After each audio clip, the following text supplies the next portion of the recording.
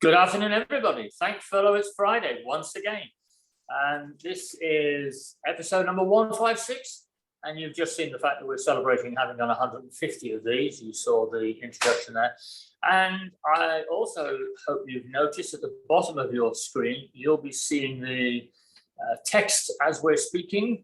That's for a couple of our members who are actually hard of hearing. And we have, well, not we, I use the royal we because I like to accept responsibility for everything that's good, but actually it's our technical team. And Iris today has switched this on. So it's captions. It's artificially intelligent rather than typed by us. So it might well say a few strange things. And I've just been explaining to people here, I sent an email this morning to Mike Jardine, who you all know and love, and it came up with some complete gobbledygook, which I didn't read it through, and so I sent in something completely rubbish, but never mind. So I'm hoping the AI works better. Anyway, guaranteed not to talk gobbledygook is Jackie Mount, who's obviously with me here again. Good afternoon. And the reason I'm laughing is that I was just reading the captions, and when it came to Mike Jardine, did you notice what it changed it to? No. Like God. Oh, I like that. Oh, don't tell me that. You'll know that one down. I was going to say left it. So bear with us if the AI is very intelligent, but it's not 100%. So. Yeah, it's not used to our voices really, but never mind. So anyway, I just thought that was hilarious. The heat of the summer is with us, and I know everybody's been sweltering, but apparently they're still working. They're still asking questions. They're still calling us on the helplines and everything else. So I'm sure they're waiting with bated breath. All yours. Yes, thank you. Good afternoon, everyone. I've got a few things cropped up this week that just to tell you, and I'm actually going to do a presentation. I put some slides up because there are some links and things that might be easier when you pick this up on a rerun. If you want to pick these up, you can see the links. So let me just share my screen somewhere. So share my screen. And okay, so welcome to Thankfully It's Friday today, and let's have a look at what's going on today. Now I'm going to experiment with something here. Just a couple of updates first of all before I get into it. Nothing too major on the furlough scheme. We went through it last week. We've been through it every week. There's nothing new. You know what's happening. Nothing new has come out. Still nothing. Last week, somebody asked about the job retention bonus, and I've still not heard anything on that. Had no answers, so we'll see about that. So let's have a quick look at what has come up this week. Now, last week I spoke about an update that HMRC had sent out, and I said we would put this up on our website.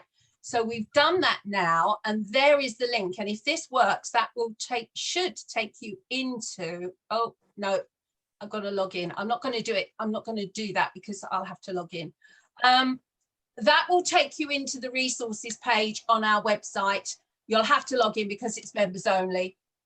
And I'd actually closed the system down, which is why it's asking me to log in. So I won't bother to log in now. Those are a list of questions and answers that have been sent to us by HMRC and asked if we would circulate and share with you. And that's for anyone who's doing capital gains tax returns, and it's to do with the sale of secondary property and capital gains tax. So all those questions are on there now. So if you're involved in that or you want to find out about it too, please go on and have a look at the resources page on our website. Click on tax agents, and on the right hand side you'll see the Q&A link, and that's where you'll see the questions. We need to say HMRC differently because it's coming up as HIV at the moment. Okay.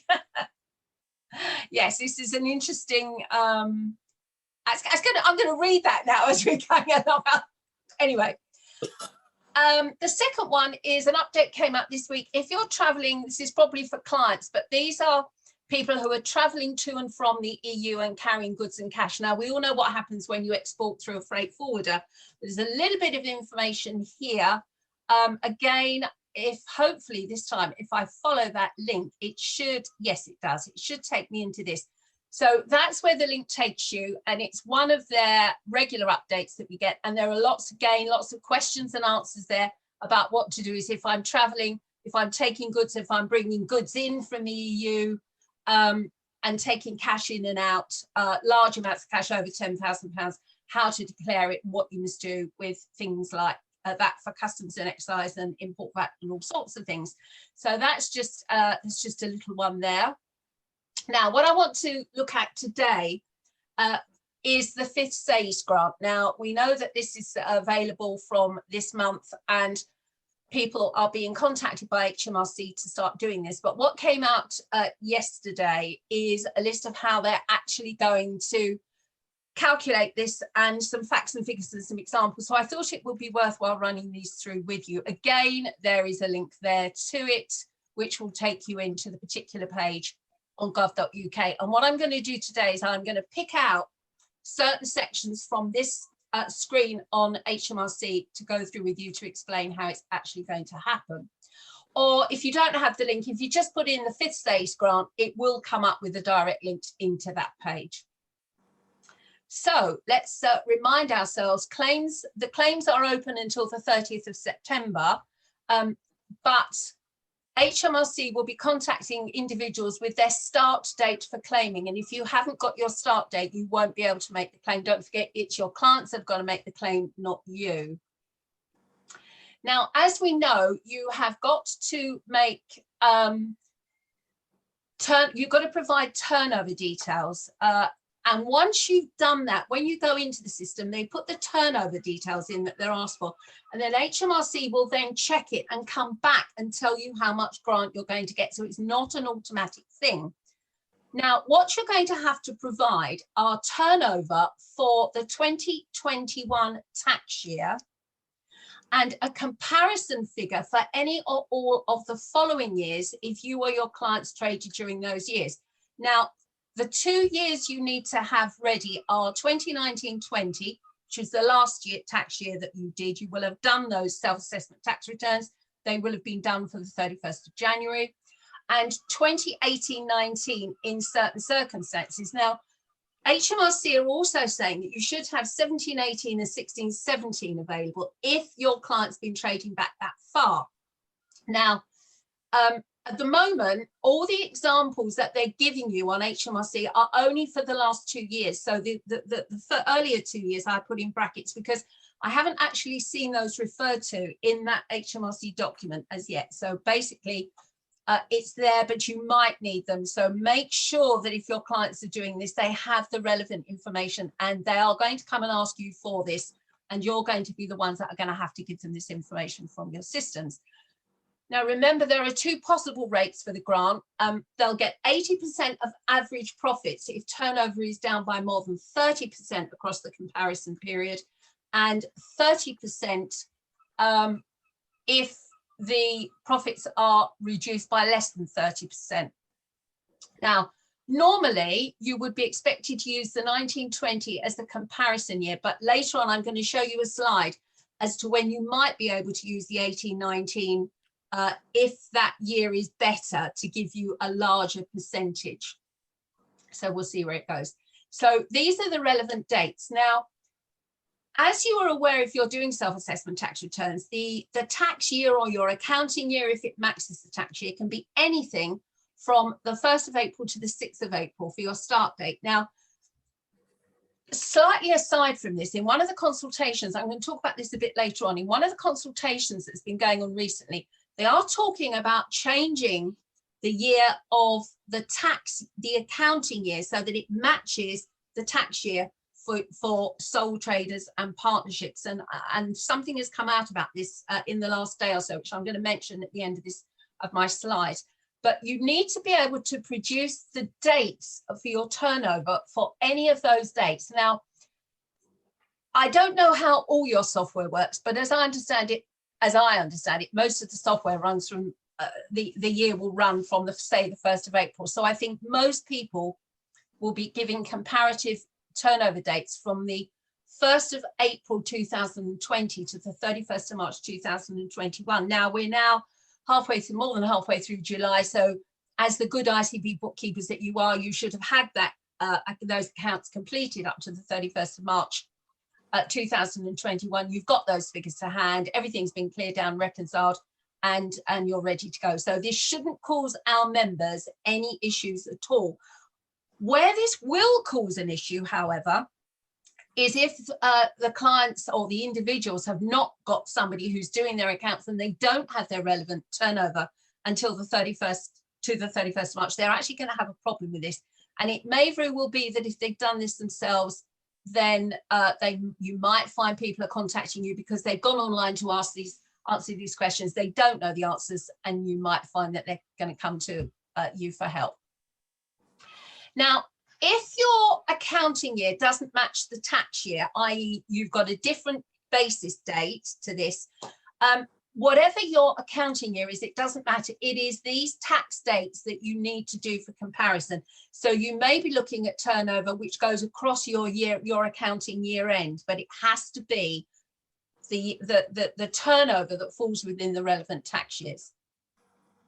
Now, if you have already submitted your tax return for 2021, and I know that some of you have, because I raised the query last week about the change of payment on account, and that was where we decided at the end of it. That happened when the tax return was being submitted prior to the 31st of July, the end of this month, when the second payment on account, estimate payment on account is due. So they were changing it. So if you have already submitted your 2021 self-assessment return for clients, you will need to use that turnover figure.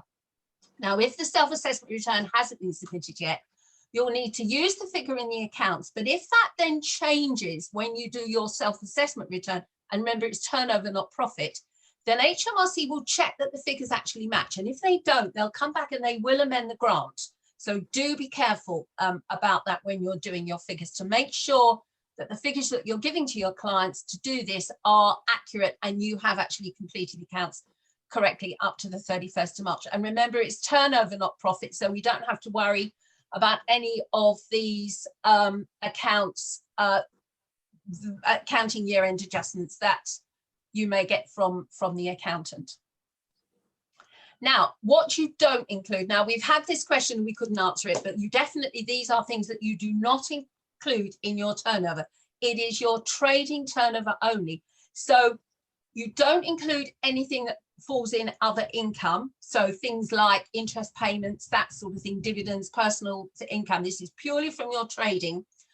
Don't include any previous sales grants. These are not included in your turnover figure. And we weren't sure about this, but it's definitely now that you don't include them.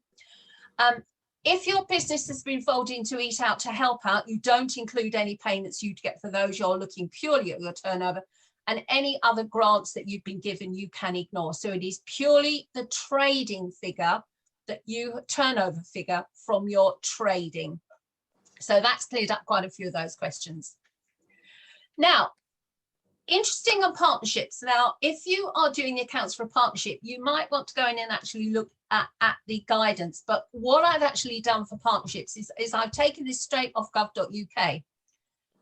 Because what it says is if you're a member of a partnership and have no other businesses, then you will need to use the partnership's total turnover figure. Now, this is not the profit share. This is the turnover of the partnership. So it's not your client's section of the turnover. Now, that's all it says. And I'm assuming that once you've given the turnover, last year you will have done the partnership return with the total turnover for partnership. They will then compare it to this year's turnover. But then what I think they're going to have to do is to go into the individual self-assessment tax return, which is the second part of this, the partnership section of the SA 100 that you've done, look at the profit share and then work out what the grant is going to be. So I think if you've got a partnership, this is going to be, well, it's definitely going to be more complicated.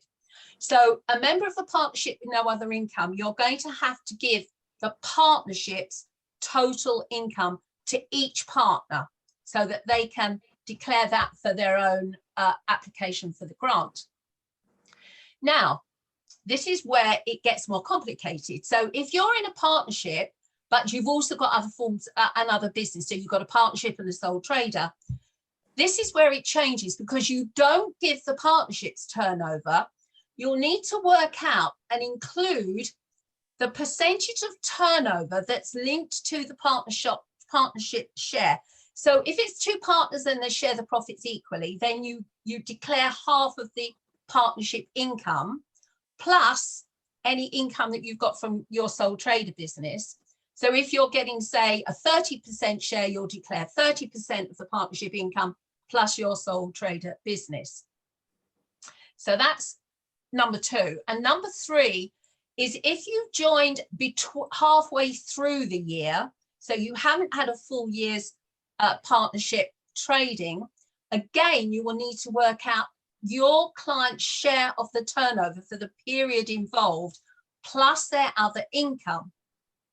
Now, it's slightly different if you only have a partnership and you have started that halfway through the year. Now, it's on gov.uk, but I haven't put it on here, because what they're saying is if that's the case, again, you have to put the entire partnership turnover in for the period. And so that matches up with number 1 on that list. So if you're a member of a partnership and have no other business, then you use the total turnover figure, regardless of whether that's 1 year or less than 1 year. So hopefully that makes a reasonable amount of sense. But if you follow the link through and have a look at it on the gov.uk, then it will give you a little bit more information than this, but not much, because I've literally copied this straight away. So let's have a look at some quick examples. Now, when you'll get the hire grant, now they've got 2 examples there. So the turnover for 1920 was £20,000. That's obviously before the start of the pandemic. And then when we came to the year 2021, which is during the pandemic, the first COVID year, that's come down to 10%. So the turnover has been reduced by 50%. So in that case, you will get 80% grant based on 3 months of average trading. Now, if we go back to the average trading figure that we were looking at for earlier stage grants, we were looking at the average of 4 years of trading, which I think is where those 2 earlier dates of 1819 and 1718 came in on the earlier slide. So that's how that's going to work. So what you will do is when your client goes in to apply for the grant, they will have to give the turnover figure for 2021 and the turnover figure for 1920. HMRC will then check that they agree with that where possible. They will then go away and work out the average profits over the 4 years, take the 3 months and pay you 80% of it. That's just simple, isn't it? But that's HMRC's calculations. You do not work out the amount of grant. You can estimate what you think you're going to get, but it's getting to be a more complicated calculation now. And don't forget, there is a cap on this. So the cap for this at the 100% will be £7,500 for the 3 months. So there's going to be less than that. There's going to be the cap for that. Now, have a look at an example where the lower grant will kick in. So again, you've got your income from April 20 to 21 is £16,000 this time, based on the same previous year's turnover for 1920 of £20,000. That is only a reduction of 20% if you compare the 2 years. So because that's below 30%, you will only get the lower grant. So again, HMRC will go away. They will say, okay, we'll look at the average profits. We're going to give you 30% of those average profits for 3 months prorated, and that's how much you'll get, subject to the 30% cap. So again, I think if you're getting involved in this, what I would suggest you do is you come back and have a look at this again online and take these details down. We can't actually put these slides up because we don't, although we record this, it's difficult to link my slides to this particular presentation. So what you'll have to do is to go through this and take the details from the screen, I'm afraid. So now, earlier on, I said, when might you need to use the 1819 figures as comparison rather than 1920? So let's have a look at the figures there. So again, in 2021, your turnover was £9,000. In 1920, your turnover is £12,000. So your percentage reduction there is 25%, which means that if you're using the 1920 year for comparison, you're going to get the lower grant of 30%. But in 1819, your turnover was 36,000%, which has a percentage reduction of 75%. So would put you into the higher grant category. Now, when do you use those years? Now, what gov.uk is saying is that you have to have a reason why your turnover in 1920 was so vastly reduced. Now, if you had a long period of sickness where you couldn't work, that's going to mean your turnover was down, and they would accept that as a reason. They'll base your turnover on the 1819 year and you will get the higher grant. But what it doesn't say is how you can prove the valid reason. And I'm not sure what evidence they're going to want to need for you to be able to use a different year to 1920. So I don't know whether they're going to come out with any further information. There's bound to be some questions on this. So if I do hear anything, I'll come back to you as soon as I can. So that's how the fifth stage grant is going to work. It's not as easy as we thought it was going to be. So it's up to you, but I'm sure you're perfectly capable. You do have all the information that you need to do that. Give it to your clients, because it's your client that's going to have to apply for this. Don't forget, not you. So make sure that they have all the information that they actually need to do this, or perhaps be there with them to answer any questions. So until we actually get someone who's doing this, either for yourself, if you've been in this situation and you're applying for the grant yourself, or for a client. So yeah, be interesting to see any updates.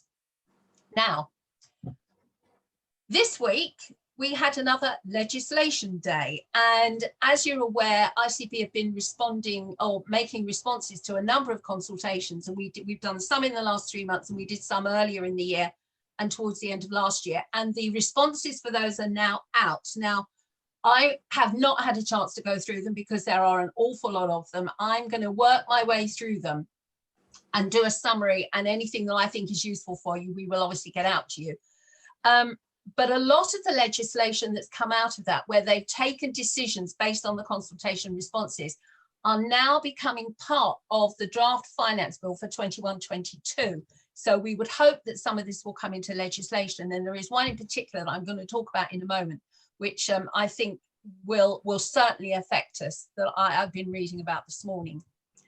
Actually, and that's this one, and it's the change to basis periods. Now, brief introduction for those of you who don't do self-assessment.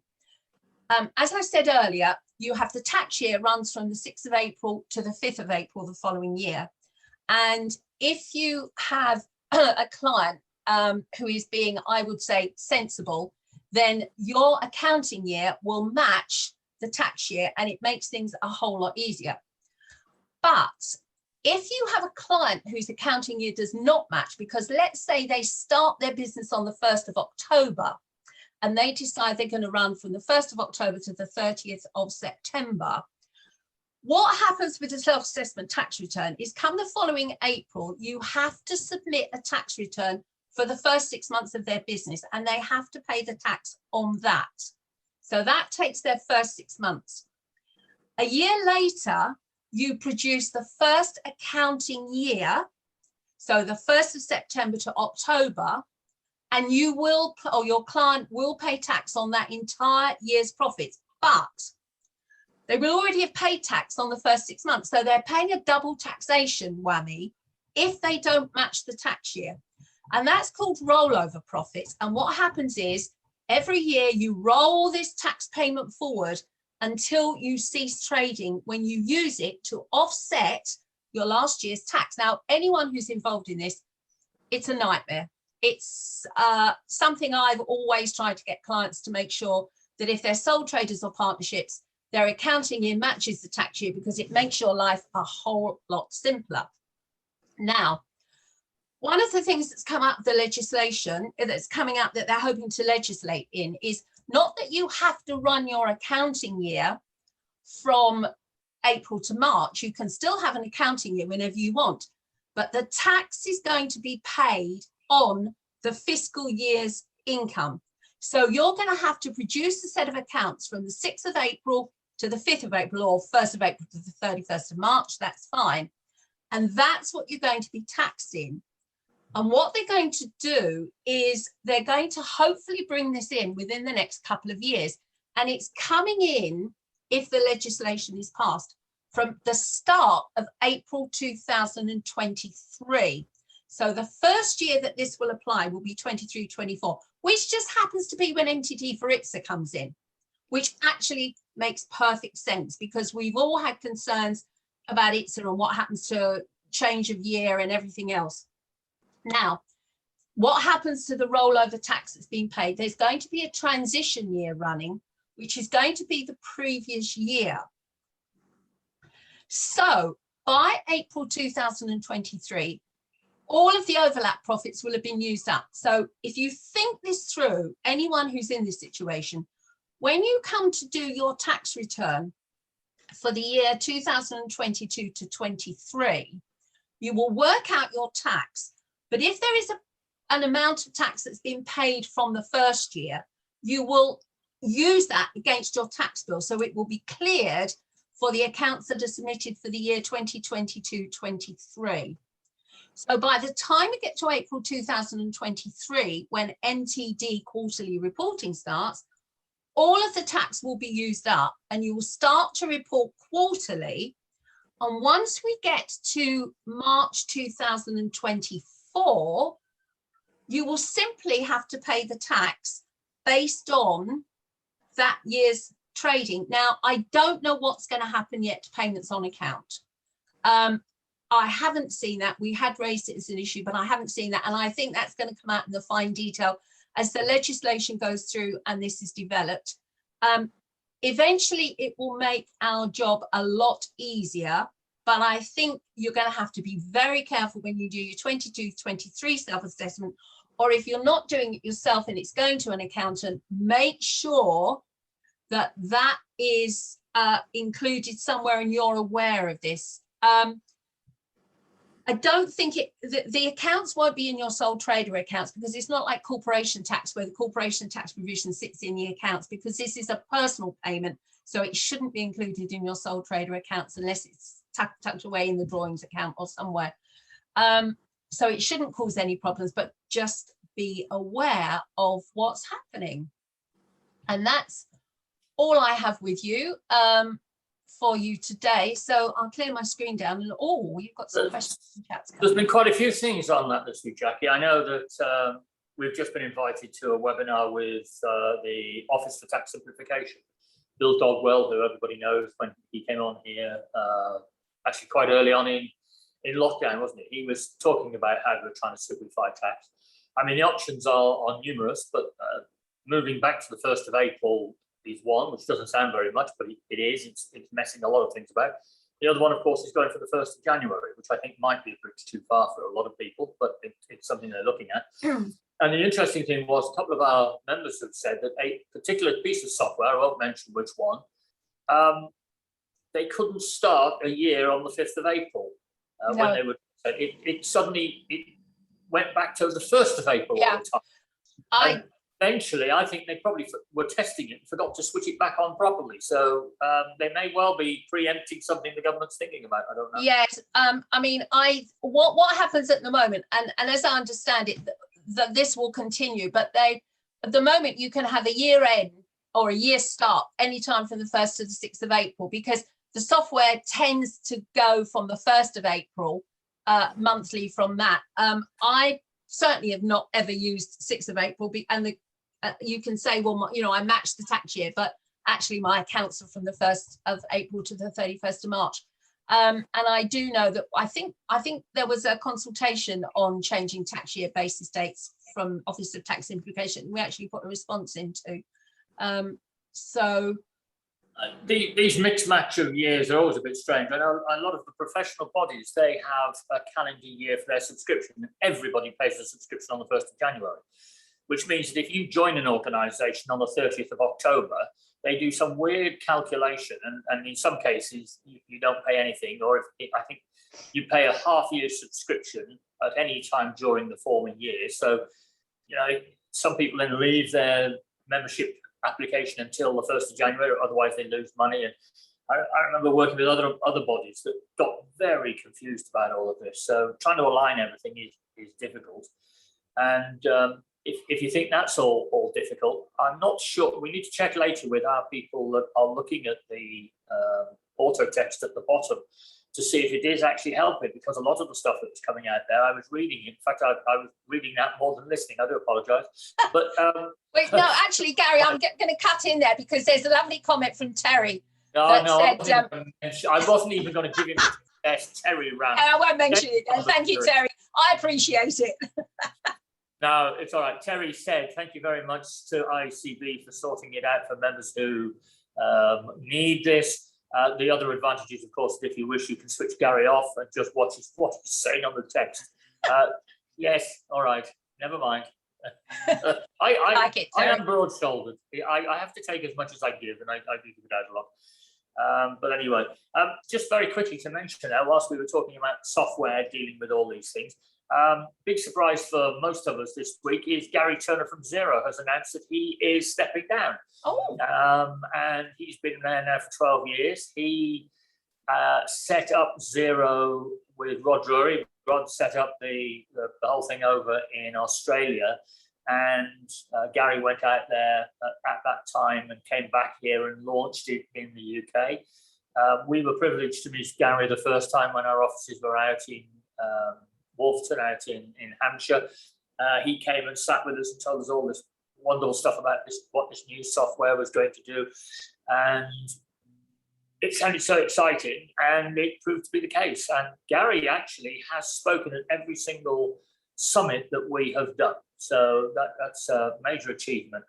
He's a lovely man, and of course he owes it all to his mum, who was a bookkeeper, got him on the right track, I have to say, even though he veered off a little bit and became an accountant. And we gave his mum a companionship at the Luca's before last, live Luca, because of that being her contribution to the world of bookkeeping, giving birth to Gary. But anyway, so we wish Gary well. I'm sure he'll be bobbing around somewhere in the profession, and I know he will be advising Xero, and we wait to see who his replacement is going to be. But we'll miss Gary. He's a very, very big supporter of bookkeepers in particular, and ICB in general. So thank you, Gary, for that. And enjoy whatever it is you decide to do next. Right, Jackie, sorry, have we got any questions you want to Firstly, as Daniel's put in a question, he raised last week about the capital gains tax on foreign properties, and I'm really sorry, Daniel, I have not got an answer to that yet, but I will try and get that back to you as soon as possible. I do apologise. I should have chased that up more this week, but I haven't had an answer on it yet. Carol saw the introduction cut in halfway through your sentence. Okay, sorry about that, Carol. I don't think I said very much. I think I was talking mainly about the fact that this was episode number 156, and we used the intro from the 150th because it was a graphic and it looked good. And it also mentioned the fact that we won 2 awards, one for innovation for ICB TV, and of course we were named as Accountancy Body of the Year as full ICB. So we're very proud of all of that, and never want to shy away from a bit of self-publicity if we can possibly do it. And Karen asked, can we access these slides afterwards? Not at the moment, unfortunately, because we haven't got anywhere to attach them to. If we can, we will, but otherwise it's a question of going through the slides, looking at what's on the screen if you work through this. Really sorry about that. But we haven't sort of got all these slides. It's unlike the Technical Tuesdays and Wages Wednesday, where we have a specific area on our website to show those. Hopefully we will be able to link them soon, but we can't at the moment. Now, Terry's come back again on this payment. You mentioned a 3-month payment, but I thought this one was 5, covering May to September.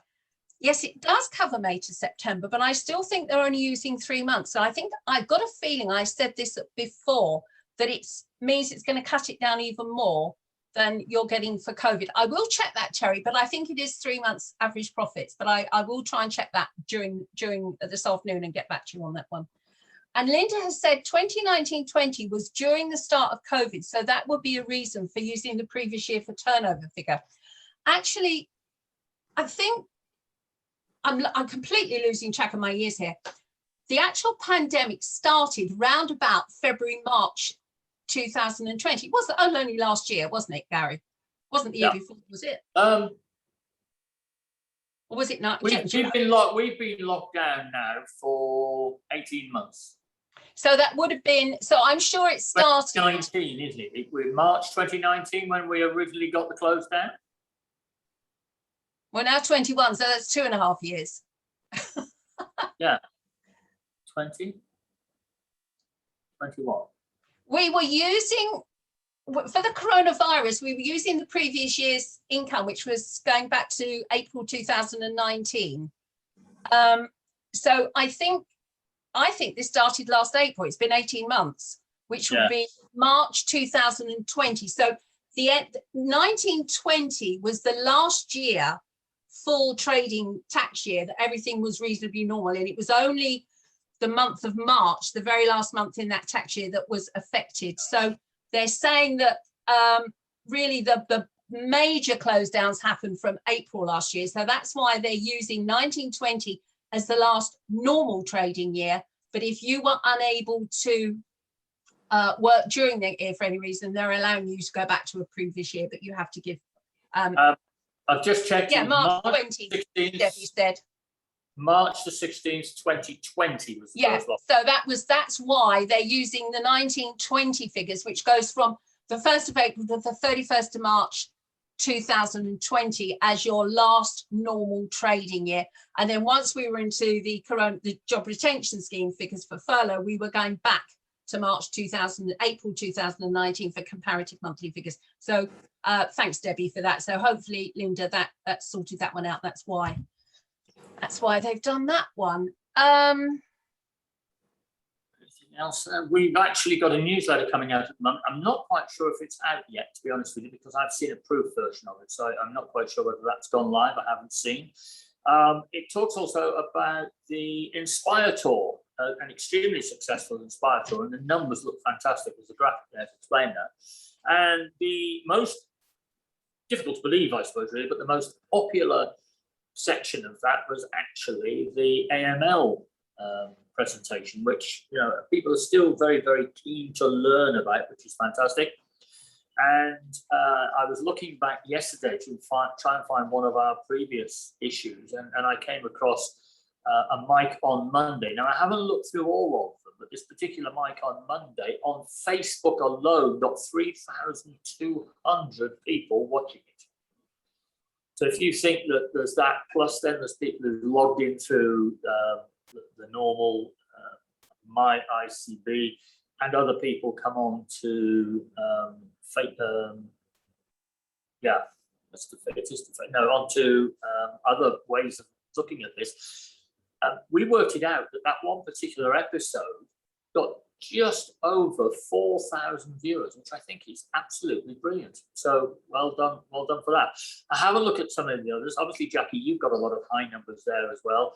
Thank Furlough It's Friday has got quite a few. And back in the early days, I mean, we were up well in excess of 5,000 or 6,000, but I think people then were running around in a bit of a panic. So that's interesting. But whilst on that subject, there are two things that have happened this week which I wanted to talk to you about. Many of you were involved in the webinar that was run talking about the Suspicious Activity Reports, or SARS, which was run by the UK Financial Intelligence Unit.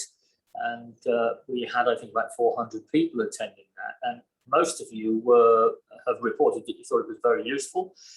Incidentally, the recording of that is just going through their legal processes and will be out shortly. I was hoping for it by today. I haven't seen anything yet. I will just check my emails. As soon as we get it, it will be on the website.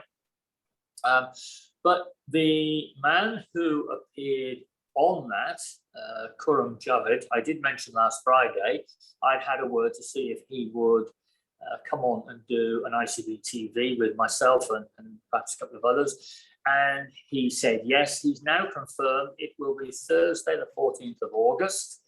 Now, you will get advanced information on this. You'll get a chance to book in. It's not up there at the moment. That's just been agreed with him.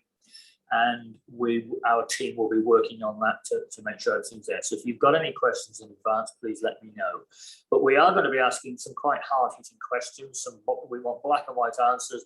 And to be honest with you, Khurram he's one of the few people I've met from UKFIU that gave straight answers. Not always what we expect. And a lot of it was very useful because it backed up a lot of things that all the ICB been saying for a long time without any actual official response being in the positive. But anyway, so I think that's really, really good. The other thing this week is I took part in a quite a large session with the Commonwealth, and one of the things that we've been talking about there is how some countries are now struggling to introduce this type of anti-money laundering regime. And we're going to be working very closely with a lot of the other professional bodies, not just in accounting, but in all sorts of walks of life, to introduce that. But then yesterday, I think it was, I took part in a discussion with RUSI, which is the Royal United Services Institute, and they are a think tank, if you like. And they've done a joint report with FATF, the Financial Action Task Force. And this was, I think, second in a series of 3 discussions. And this was on the unintended consequences of FATF. And I hadn't even thought about this, but what they're finding is that some countries where they don't have open government in quite the way we do have been using the anti-money laundering rules to try and close down any opposition. And a number of countries were mentioned, including Russia and a couple of the African countries, because what happens is that the president doesn't like having somebody talking about him behind his back or saying that they want a different regime. So they then say, oh, well, hold on a minute, we think you're getting money from terrorists or from other outside sources that you should be getting money from, and we're therefore going to close you down and inspect you. Now, the man from RUSI who was running this was saying that they never actually, it goes to court, but they're not really trying to prosecute. What they are trying to do is delay and just hold them down and stop them doing what it is they want to do. And it was a little disturbing, some of the things that people get up to and what happens to people in opposition. And I know I sometimes say that I'm fed up listening to the opposition always coming up with, whichever party is in power, the opposition is always annoying because they come up with some silly things just to make a point. But at least in this country, we don't lock them away or do something. But anyway. Right. Jackie. Okay. Sorry, I've got a couple of answers. Trevor came back. Yes, Trevor, I've got an answer for you.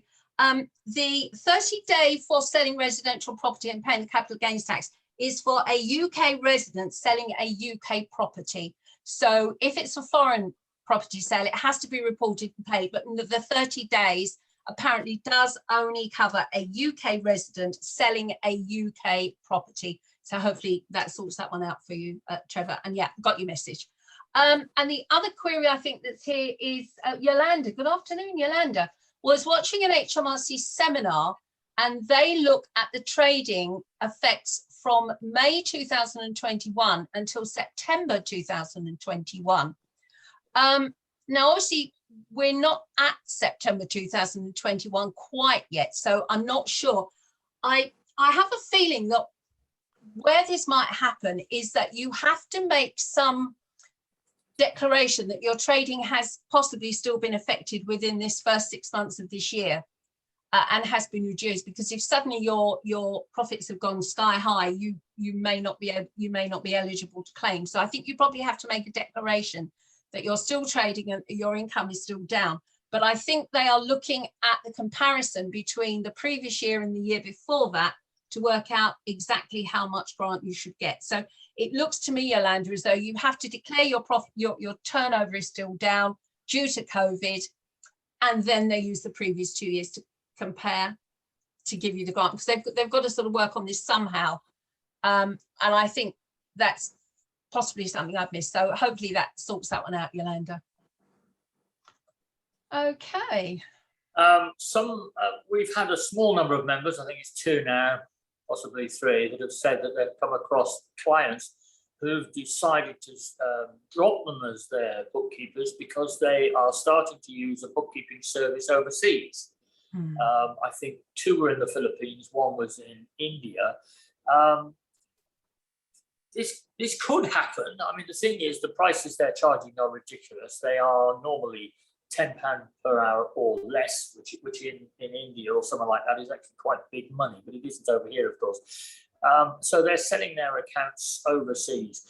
If this happens, could you let us know and get in as much detail as you can? Because, of course, they can't just run a set of accounts from overseas and avoid all the checks and everything that you have to go through with the clients. But most of them are trying to do that. And I think there'll be some bogus accounts that will be closed down over the coming 12 months or so. But we need that sort of information. And whilst we're talking about coming to us with information like that, thank you to the, I think, 23 people it is now that have given me information about firms of accountants that have been doing things which you don't feel are correct. I will say at the moment they are allegedly doing things which are wrong because we haven't had a chance to look at them yet. But thank you very much for that. That's very helpful and very, very useful as we move forward. And this morning, I received 2 large reports. I think I've probably mentioned them before, and I know Jackie knows that this is coming up.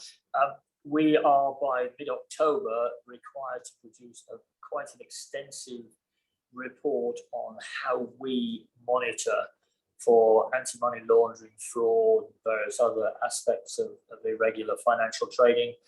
And also there is going to be a governmental debate on our supervisor, which is of course OPBAS, and it's looking at whether the regime is working. Are we finding terrorist financiers? Are we doing everything right? Should the supervision be taken away and everybody be supervised by, I don't know, FCA or whoever it might be? So that's something we've got to work on, as if we haven't got enough to do already. And thankfully, Jackie's just finished most of her white papers, so we might enlist her to assist us with this one. So there's a lot going on there at the moment, and I always find that governments, when they send out white papers, you sort of read between the lines and you know which way they think they're going anyway. So I haven't had a chance to read it. One is about 80 pages, one is about 40 pages, and we've got to come up with 2 different reports. And the reports that we come up with on our annual AML activity from next year will actually become part of a complete public offering. So you will not, what happens at the moment is that the Treasury and OPBAS take everybody's report, they combine them, and then they give you their abridged version with 4 supervisors did this, 3 supervisors did that, etc., etc. That is all going, and you will actually, you might get an overview, but you're going to actually see every single supervisor's individual report. You know, that's going to be interesting. Let's put it that way. It's going to be interesting. I think the main thing that we want to make sure is that somebody that understands bookkeeping actually ends up as your supervisor. That's what it's all about. I'm completely shocked by the way people totally misunderstand the role of bookkeepers. We get good people, then the next thing you know, they've moved on, they've gone to a different department, and then we have to start from square one again. Jackie knows the feeling all too well. So we've a lot of talking and a lot of reporting and various things to do this year. Anything else with you, Jackie? No, but just to pick up on another topic, actually, I took part this morning in a conversation with a survey company on behalf of the pensions regulator. We were contacted. We do this on a fairly regular basis for them, and they came on to me, and they were asking questions about, you know, how we work with the pensions regulator and that sort of thing. But it was interesting that the TPR have issued their strategic plan earlier this year with the priorities for where they want to go in the future. And it's interesting that their 5 priorities are to improve security for pensions, including things like cyber security, the effectiveness of governance of pensions, that sort of thing. So all to do with the security. Value for money, to make sure that savers are actually getting value for money or out of their pensions, and I suppose looking at things like admin costs and what happens if you transfer your pension.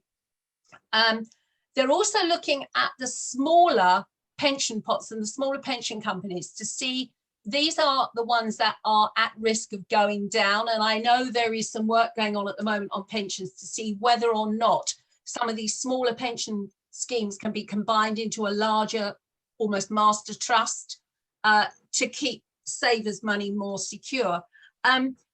Bold and effective regulation. There's a lot going on about regulation and what they can and can't do. And a lot of the questions were geared into the powers that TPR have and the legislation that's going through and how that's going to work. And then sort of scrutiny of decision making. I think this is a lot to do with their internal policies and embracing innovation. And I think the biggest one that would affect us is something called the pension dashboard. And I think I might have mentioned this before.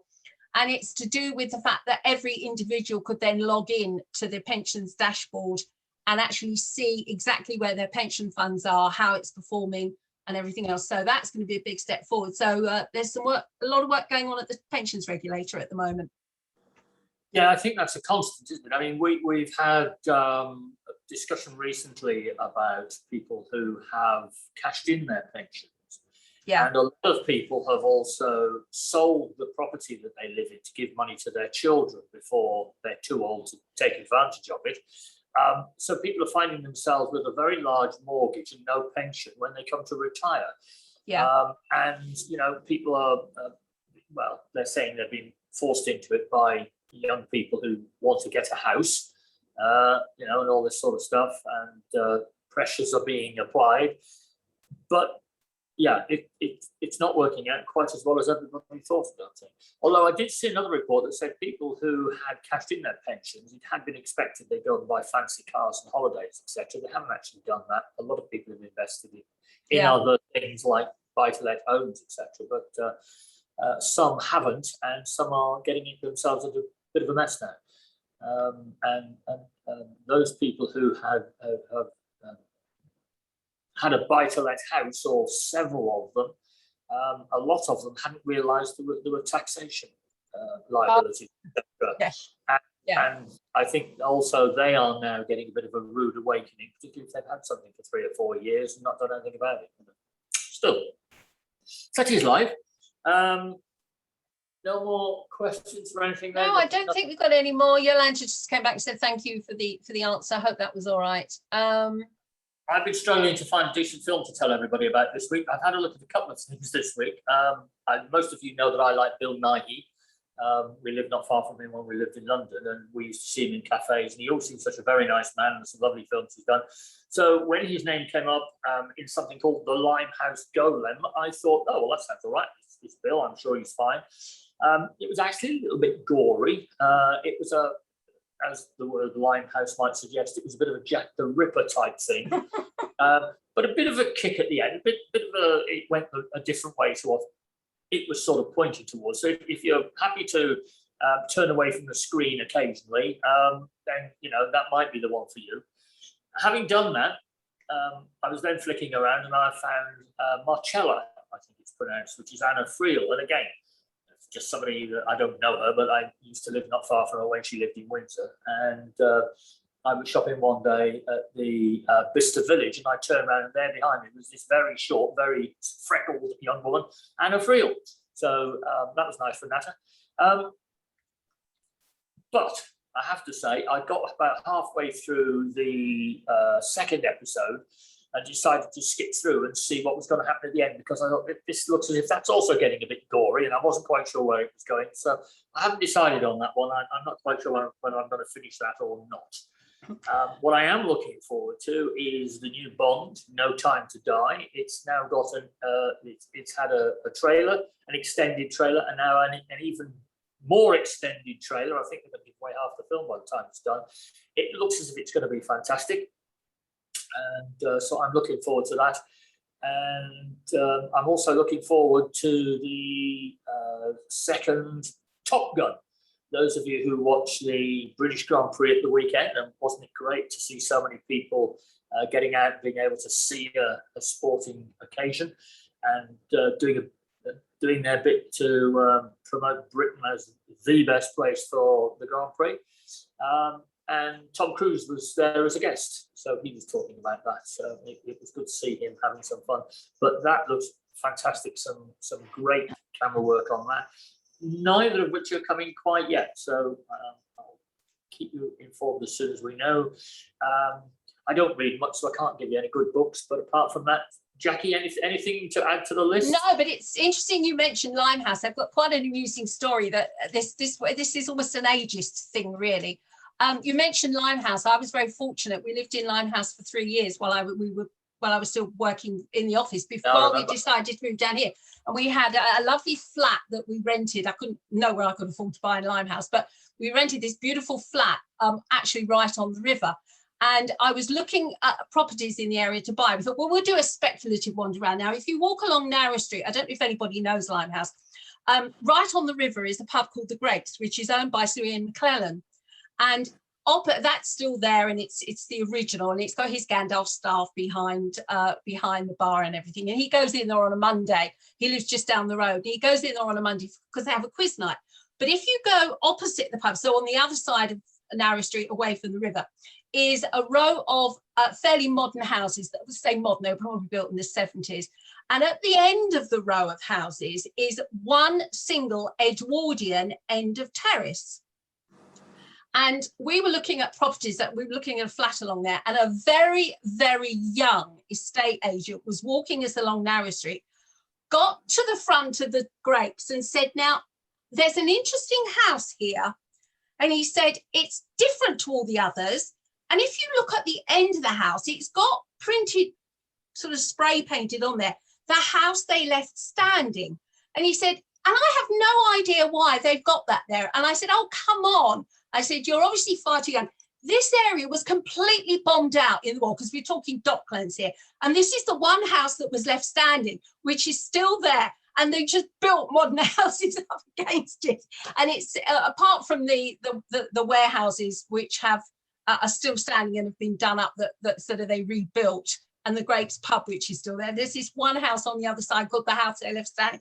But this very charming, very young, very naive estate agent did not know why this had it written on the side of the house. So I thought that was quite amusing. So that's my fun story. He did know we had a war, did he, or not? I'm not sure, actually, Gary, because he was also trying to explain to me the history of Limehouse and the Chinese and everything, and I knew a little bit more about it than he did. So yeah. Yeah, I remember going to America and couldn't understand why they were talking about the Second World War being the 1942 to 45. But yeah. Never mind. Anyway. But anyway, no, I think. Hang on, quick one, Gary. How's your puppy getting on from Angela? He's doing really well. He's big. He's not enjoying this heat very much. I have an air conditioning unit here, which he keeps standing in front of, so the rest of us are sweltering while he's standing there biting the cold air as it comes out. But yeah, he's quite big. He's not calming down, I have to say. And when we have, on the odd occasion we've now had visitors, particularly our two granddaughters, he will not calm down. We have to lock him away because he's going mad. So I think we're going to have to get into some puppy classes now that we can mix with people a little bit more than we could, and things like that have started again, because he's such a lovely dog that it would be a shame if not everybody got their enjoyment out of it. But I was warned about boxes. I totally ignored it, but it's all true what they say. He just leans against you. So you're standing at the kitchen sink or something or other, and you get pinned to the sink, or you're sitting down and he has to come and rest his chin on you, and yeah, it's great. Angela's you've had too much. Angela's come back and said she's just bought Merlin a paddling pool. There's an interesting thing running through. I don't know if anyone watches the One Show at 7 o'clock, but they're doing how do you keep your dogs cool, and there's all sorts of pictures coming up with people putting icy blankets or cold blankets over them or something. So yeah, so Angela's just bought her dog a paddling pool. Well, I assume Merlin is the dog, Angela. Could be the husband, you never know. Sorry, Friday afternoon, getting light-hearted here. Oh well, never mind. So I don't think we've got much else to say. Don't forget. Oh, hang on. Donna's come back and said, "Oh, hi, Donna." Donna says, "Gary, I know a fab dog trainer in Romsey." Do you? Oh, great. Yeah, let me know, please. Yeah, it is all down to training apparently, and I did see another boxer the other day walking through town, trundling along, not taking any notice of everybody. That's certainly not the way that Barkley works, but. Yeah. I always thought when they said it's a dog's life, that was meant to be something negative. I can assure you, a dog's life. Oh no. Yeah. Definitely not right. there. Okay. Right, so I think that's it. Thank you very much, everybody, for coming on and listening to Jackie's important news and my dribble. But nonetheless, it's good fun. I'm very pleased to hear the comments that you make about ICB TV, whether it's Marvelous Mike on Monday or whoever it might be, or Magic Mike, isn't it? That's what I'm supposed to call him, Magic Mike, our Chief Inspector as was. On Monday, or Jackie, or Ian now is going down really well with the wages, and you've got Werner and people like this coming along. We're here until you get fed up with us, and then you just turn off and somebody else turns on. So that's the main thing. I have been working with talking to Amy about some more technical Tuesdays that are planning to come up. So we are going to be running some of those. And I think my first one will be, somebody did ask me to do partial exemption on that. So I'm going to be very brave and try a session on the partial VAT exemption. So that will be coming up hopefully within the next couple of weeks. And then we have another one that we've already pre-booked in September with somebody with some external speakers. So that's looking quite good. Yeah, I think the sort of holiday season that we're coming up against now mean that we'll probably carry on virtually as we are. But once that starts to peter out, I think the end of this year is going to be pretty busy. I mean, we're going to have another virtual conference. We've got a live Luca ceremony, as far as we are aware, on Monday, the 1st of November. So look out for that. And we've got so many people queuing up wanting to do webinars. We've got lots of our own team wanting to do webinars and sessions, open sessions. We're going to do something special for students. You name it, we are working on it at the moment. Every time I ask, everybody gives the excuse, let's get the holiday period out of the way. So I'm going to hold them to do everything that they promise after that. Now, next Friday, just to say, at the moment, we are not planning to do a Thank Furlough It's Friday, because ICB has for many, many months had in the diary a training day for the whole of the team. And I'm told that is going to take place next Friday, because now that COVID is sort of semi-relaxed, some of the team have never met each other, and it's going to be one of those days where it might be slightly difficult, but nonetheless, we're all supposed to be getting together and meeting. I know a couple of people are not traveling down or up to this because they don't fancy public transport. But we've got 4 or 5 people who we've only ever met via Zoom. So we want to try and put that right. Now, we are looking at various things. It might be that Jackie and I pop on for half an hour during our lunch break. We'll try and do something, I think. But anyway, just to let you know, it will be a different Thank Furlough It's Friday next Friday. And if there's something really, really important, then it might be Thank Furlough It's Thursday. But we'll see. We'll work on something. So thank you all for joining us. Quick one, a very quick one, Gary, before you go. Donna's put the website address up for your dog, for the dog trainer. And Dee, I'm not going to read out your comment, but I was going to say, oh dear, I was going to ask you to help me. So.